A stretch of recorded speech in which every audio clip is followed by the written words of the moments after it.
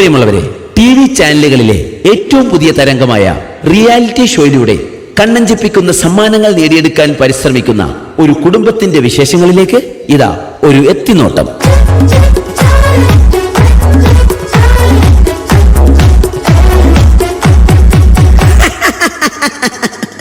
നമസ്കാരം, ഞാൻ ആൻഡപ്പൻ, ഈ വീടിന്റെ ഗൃഹനാഥൻ.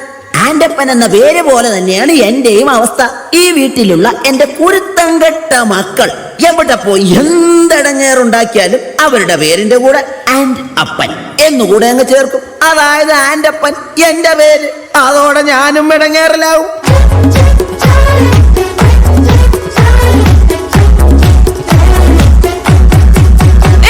ഞാൻ മഹിളാരത്ന റിയാലിറ്റി ഷോയ്ക്ക് വേണ്ടി പാട്ട് പ്രാക്ടീസ് ചെയ്തോണ്ടിരുന്നപ്പം നിങ്ങൾ എന്തിനാ വീടിന്റെ പുറത്തിറങ്ങി നിന്നത്? ഞാൻ പുറത്തിറങ്ങി നിന്നില്ലെങ്കിലേ നാട്ടുകാരി വിചാരിക്കും ഞാൻ നിന്നെ പിടിച്ച് തല്ലിയിട്ട് നീ കിടന്ന് കരയുകയാണെന്ന്. ഓ, നിങ്ങളെ ഇന്ന് ഞാൻ പാട്ട് മാത്രമല്ല, ഭരതനാട്യം, മോഹിനിയാട്ടം, കുച്ചിപ്പുടി, കഥകളി, ഓട്ടംതുള്ളൽ, മോണോ ആക്ട്, ഇതിനൊക്കെ ഞാൻ പ്രാക്ടീസ് ചെയ്യുന്നുണ്ട്, അറിയാമോ? ഇതാണ് ആൻഡപ്പന്റെ ഭാര്യ റോസിക്കുട്ടി. റിയാലിറ്റി ഷോയിൽ പങ്കെടുത്ത് താരമാകാൻ അരയും തലയും മുറുക്കി ഒരുങ്ങിയിരിക്കുകയാണിവർ.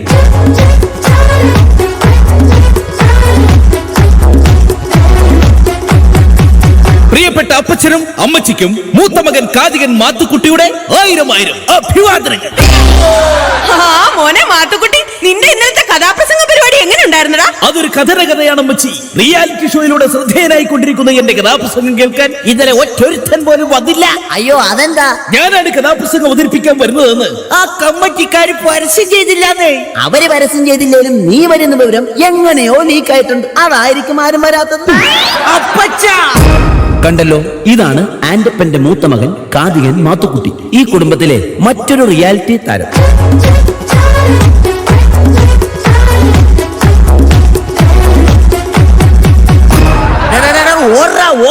എന്റെ കൺമുമ്പിൽ കണ്ടുപോരുത് അവന്റെ ഒരു ഒടുക്കത്തെ സിനിമാറ്റിക് ഡാൻസ്.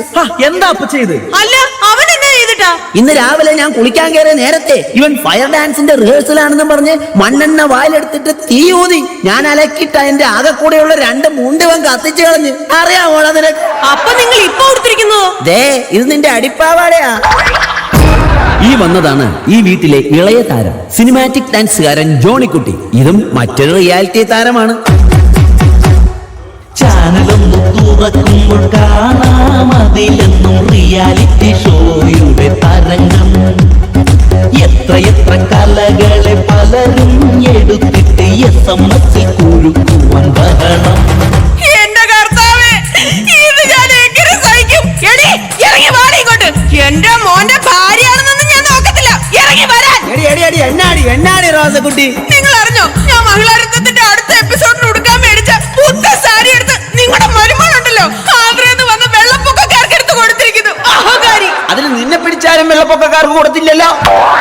വേണേൽ അവൾ അതും ചെയ്യും, അതിന്റെ അപ്പുറം ചെയ്യും. എടി മോളി, ഇങ്ങോട്ട് വാടി. നിന്നെ ഇന്ന് ഞാൻ എന്താ നിങ്ങൾ തൊള്ള തുറക്കുന്നത്? എടി, അമ്മച്ചിയുടെ സാരി പിച്ചക്കാർക്ക് എടുത്തു കൊടുത്തോ? ഓ, റിയാലിറ്റി ഷോ. ഇങ്ങനെ റിയാലിറ്റി പ്രാന്തുള്ള കുടുംബത്തേക്കാണല്ലോ എന്റെ കർത്താവേ എന്നെ കെട്ടിയെടുത്തത്. നിർത്തടി. ഈ റിയാലിറ്റി ഷോയ്ക്ക് ഞങ്ങളെ പോലുള്ള കലാകാരന്മാർക്ക് പറഞ്ഞിട്ടുള്ളതാ. അതൊന്നും നിനക്ക് പറഞ്ഞാ മനസ്സിലാവുകയല്ല. അയ്യടാ, ഞങ്ങളുടെ കുടുംബക്കാരത്ര മോശക്കാരൊന്നുമല്ല. എന്റെ അമ്മച്ചി നല്ല ഒന്നാന്തര എഴുത്തുകാരിയാ. അമ്മച്ചിയുടെ കഥ വല്ല നിങ്ങൾ വായിച്ചിട്ടുണ്ടോ? പിന്നെ അതിപ്പോ എന്നെ വായിക്കാനാ? നിന്റെ തള്ളയുടെ കഥ നാട്ടി മൊത്തം പാട്ടല്ലേ? എന്താ പറഞ്ഞത്? നീ പോടി അവിടുന്ന്. എന്നെ പറഞ്ഞാലുണ്ടല്ലോ. നിന്നെ പറഞ്ഞാ നീ എന്ത് ചെയ്യടി? കൊറേ നാളായിടി നിന്നെ സഹിക്കാൻ തുടങ്ങിയിട്ട്. നിങ്ങൾ പോതല്ലേ. വെള്ളമെടുക്കും മരുമോളെ, കുശുമെടുക്കണ കെട്ടിയോളെ, മനുഷ്യന് തിരി തലക്ക് വെളിവ് തന്നൂടെ. നേരം വെളുക്കുമ്പോ രണ്ടാളും ഒരു വിളിച്ചുകൊണ്ട് അഭ്യാസം. രണ്ടാളും കൂടി നല്ല കുടുംബം കുളം തോണ്ടും. പെണ്ണുങ്ങൾക്കുള്ളൊരു നാക്കും വായുന്നു വന്നൊരു വാക്കും. എത്ര കുടുംബം കലക്കി നാട്ടിൽ.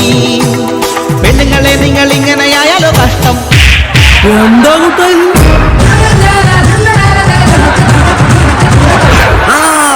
വന്നല്ലോ എല്ലാത്തിനും കുറ്റം പറയണ എന്റെ പൊന്നാരളിയൻ വന്നല്ലോ. എന്തായതളിയ പെങ്ങളെ മോളെ തല്ലുന്നത് അപ്പനായാലും ഭർത്താവായാലും ഒരു താളവും ബോധമൊക്കെ വേണ്ടേ? എന്റെ പൊന്നളിയ, എരിയുന്ന തീയില് എണ്ണ ഒഴിക്കാതെ ഒന്ന് കടന്നു പോകുന്നുണ്ട്. ഷഡ്ജം ഒന്ന് ഇറങ്ങി പോടാ.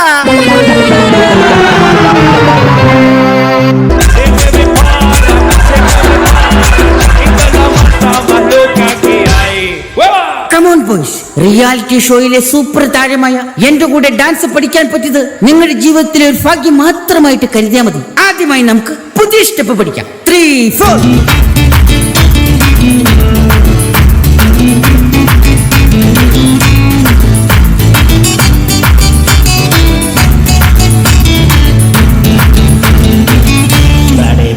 അപ്പൊ ഓക്കെ, ഇപ്പൊ മനസ്സിലായല്ലോ.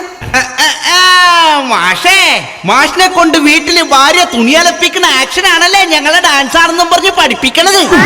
ഈ സ്റ്റെപ്പ് ഞങ്ങൾ അടിച്ച് തകർക്കും. 3, 4.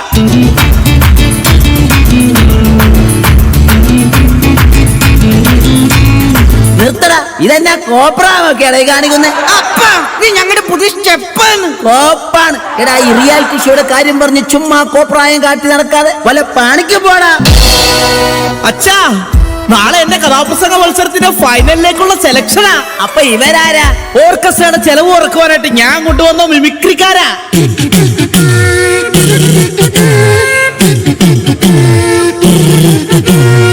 എടാ മാത്തുക്കുട്ടി, നിന്റെ കഥ ഇതുവരെ അമ്മച്ച് കേട്ടില്ലല്ലോടാ. നിങ്ങൾക്ക് വേണ്ടി കഥയുടെ ഒരു ചെറിയ ഭാഗം ഞാനിവിടെ അവതരിപ്പിക്കുകയാണ്. Correct music. അതാ കിഴക്കേ ചക്രവാളത്തിൽ പ്രഭാതം പൊട്ടുവിടർന്നു. എന്താണത് മനസ്സിലായില്ലോ? ഇത് സുപ്രഭാത പൊട്ടിവിടുന്ന സൗണ്ടാണ്. 1975 കോമഡി ആയിട്ടാവും വരും. സഹൃദയരെ, എടാ പൊന്നുമോനെ, നീ കഥ പറ. സഹൃദയരെ, ഇനി കഥയുടെ സുപ്രധാനമായ രംഗമാണ് ഞാനിവിടെ അവതരിപ്പിക്കുന്നത്. അങ്ങനെ നമ്മുടെ കഥാനായകൻ കഥാനായികയുമായി കണ്ടുമുട്ടുന്നു. ഒരു ഉറച്ച തീരുമാനമെടുക്കാൻ നായകന് സാധിക്കുന്നില്ല.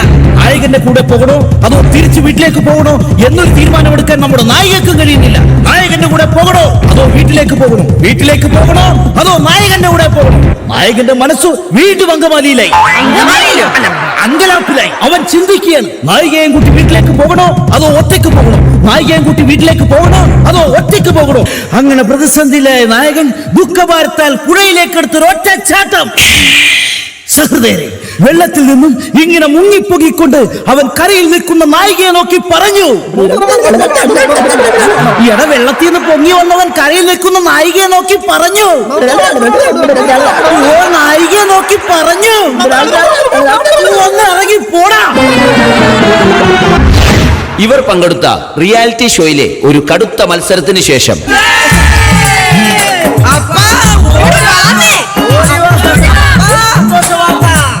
എന്നതാ മക്കളെ കാര്യം? എന്റെ പൊന്നപ്പ, റിയാലിറ്റി ഷോയിലെ എല്ലാ ഐറ്റത്തിലും ഞങ്ങൾ എല്ലാവരും ഫൈനലിലെത്തി. മനുഷ്യൻ കേട്ടോ, ഞങ്ങൾ എല്ലാരും ഫൈനലിൽ എത്തിയത്. അപ്പൊ നമുക്ക് എല്ലാവർക്കും ഫ്ലാറ്റ് കിട്ടുമോ? ജയിച്ചു കഴിഞ്ഞാൽ ഓരോരുത്തർക്കും ഓരോ ഫ്ലാറ്റ്. ഫൈനലിൽ എത്തിയിട്ട് എന്നാ കാര്യം? ജയിക്കണമെങ്കിൽ SMS കിട്ടണമല്ലോ. അതിനുള്ള വഴി ഞങ്ങൾ കണ്ടിട്ടുണ്ടല്ലോ. അതെന്താണ് ആ വഴിയൊന്ന് പറഞ്ഞു തന്നാട്ടെ. അടിച്ചോടിക്കണ അപ്പച്ചന്റെ കയ്യും കാലും.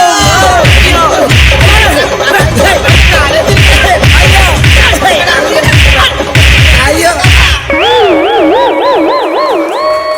എന്തിനാടാ അപ്പന്റെ കയ്യും കാലും തല്ലി ഒടിച്ചത്? അപ്പനെ തല്ലി കയ്യും കാലും ഒടിച്ചാലേ റിയാലിറ്റി ഷോയിൽ കാണിക്കാനായിട്ട് ചാനലുകാർ വന്ന് ഷൂട്ട് ചെയ്യുമല്ലോ. അത് സ്ലോ മോഷനിലും ബ്ലാക്ക് ആൻഡ് വൈറ്റിലുമായി TV കാണിക്കുമല്ലോ. അതെന്തിനാ? അപ്പൊ ജനങ്ങൾ മൊത്തം കണ്ട് ഞങ്ങളോട് സെന്റിമെന്റ്സ് അടിച്ച് SMS ചെയ്യുമല്ലോ. അപ്പൊ SMS കിട്ടി ജയിച്ച് എല്ലാവർക്കും ഫ്ലാറ്റ് കിട്ടുമല്ലോ. പ്രിയമുള്ളവരെ, കലാകാരന്മാരുടെ ദുഃഖങ്ങളും ദുരിതങ്ങളും സഹതാപങ്ങളും വിറ്റ് കാശാക്കുന്ന ഇവിടുത്തെ ചാനലുകളിൽ തലകാട്ടാൻ ആക്രാന്തം കാണിക്കുന്നവരോട് എന്റെ കുടുംബത്തിന് ഇനി എന്താണ് പറയാനുള്ളത്? ചാനലിൽ പാടുവാൻ അക്രമം കാട്ടുന്ന ചെല്ലക്കിളികളെ നിങ്ങളും നോക്കണം. എന്തൊക്കെ പാടിയാലും കിട്ടൂലെന്നോർക്കണം.